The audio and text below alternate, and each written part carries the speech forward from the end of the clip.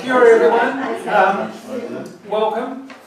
This is the final night of our Taste Morocco, and this came about through a very long story, attending a Moroccan cooking course post-earthquake. And Laura was overseas and she asked me to film for her, and I met Rita, who I'd already previously met in another life, but that collaboration thing, I asked Rita following doing the course, and she's got a Moroccan course which she'll tell you about starting tomorrow night for everyone's free, and I thoroughly recommend it.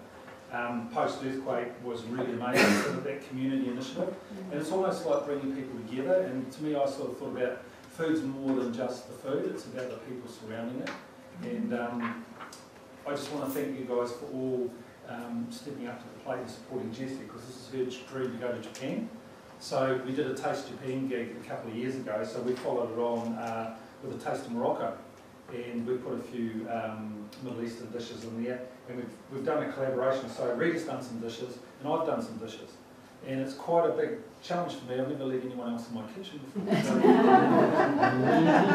And Rita's been amazing. And the thing I love about Rita is she said to me one day, she said, "I love to teach people to cook," and that's in the essence. And so I said, "Hey, would you come and support Jessie? Do a wee fundraiser for her, and we'll do some Moroccan food and have a bit of fun."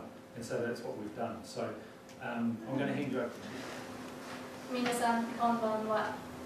日本に行くために私のクッキング活動の一環として3つのキッチンへようこそ。彼はリタです。彼はリタの娘の名前はタウルです。リタとタウル、ありがとうございました。それは父です。父の名前はポロです。父はありがとうございました。皆さんありがとうございました。 And so what we've done tonight, we've got the savannah coming, which has been dusted and rusted wood, and we were talking about dukkha the other night, which is more Egyptian, Middle Eastern. It's more Middle Eastern one, which is nuts, all sorts of blends of nuts with sesame nuts and sumac and cumin and all sorts of So we thought we'd just make it a little bit further, so we actually rolled the savannah afterwards. It was cooked in the dukkha, and it's given it a really nice little crunchy thing. Yeah. So we put a little bit of the Russell milk in a feta and pea puree. So I'm going to hand it round when you finish talking, is that okay? Yeah. Yeah. And we've also got here, we're going to call this the Marrakesh Express. So this is my swing on a gazpacho, which my close neighbours and friends know I love making. This is made with red peppers, which are prolific at the moment. It's got a little bit of chili and Tabasco in here, and it's got a little bit of the ras al hanout, and it's just finished off with a little bit of pomegranate molasses. Now there's a bottle of it on the table, and it's slightly sweet and a little bit tart at the same time, so it's quite different. So it's got a wee drop of that in it, and then a really nice EVO or extra virgin olive oil. So please enjoy that, and we're open to questions later, and also questions all the way through, isn't it? Yeah, questions. Yep. So what I did, I jumped through the stages, and I have the onions, the spices, the ras al hanout, the coriander, the parsley, cooked with the chicken, and I have it in the liquid, like that. I don't know if you can see me. And what I'm going to do, I'm just going to sieve the liquid into my pot, and that will be my filling with the chicken in my pot. I'm going to put that and bring it to the boil because I want it quite hot, because inside of that I will have my eggs. So I'm just going to chop it. And sort of my liquid is boiling. So Rita, have you ever made that with duck? for?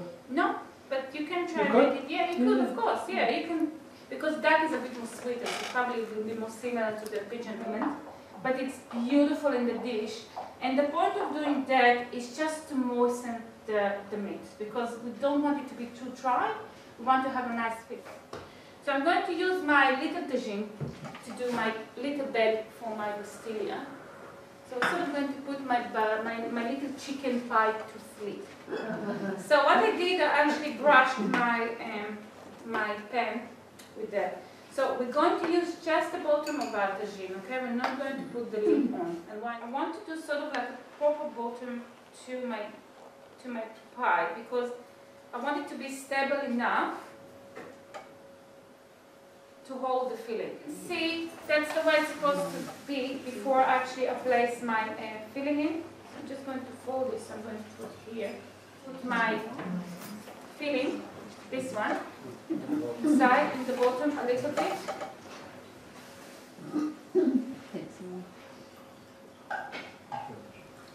And I'm going to put my chicken inside, and then I'm going to cover it with another sheet of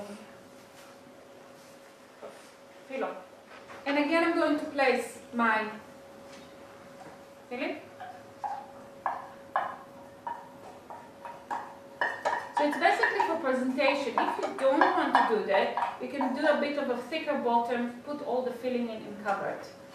But it's nice when you cut it, you can actually see the layers. It's just nice. Sort of same length of time, probably around 20 minutes. But you need to check. You can stick your knife through and check the knife. If the knife is warm, it means that it's done from inside. So if it was sitting in your freezer for 6 months, you should probably bake it a bit longer, isn't it? The thing is, the chicken's already been partially cooked, and yeah. One of the things that a good investment is just having one of these little food thermometers. Whenever you're cooking chicken, because everyone's worried about health and safety now. Yeah. And pork was a big one. Years ago, pork had trichinosis, and so the worm and things, so you always cook pork to death, which is really sad.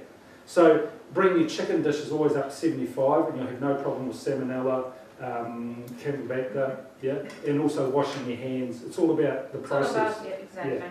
And so, Rita's handled the raw chicken at the beginning. She's washed her hands, she's cooked the chicken, she's washed her hands, cleansed the board. Clean the board, there's a bench, because I'm a bit frantic about chicken. So you can pop that in once it's baked. Yeah. And you want to bring it up to around 75 again, 85, because of the heat of the oven, you see. Yeah, but the oven is so hot, it will be done. It will be fine, because the chicken is cooked. So good question, right? Yeah, it is a good question. So as you see, I just did another lid on top, and I'm going to do another one, because I don't want the chicken collapsing when I'm cutting. So I'm just going to grab another one. So that's the way it looks when it's done, and I'm going to put it in the oven.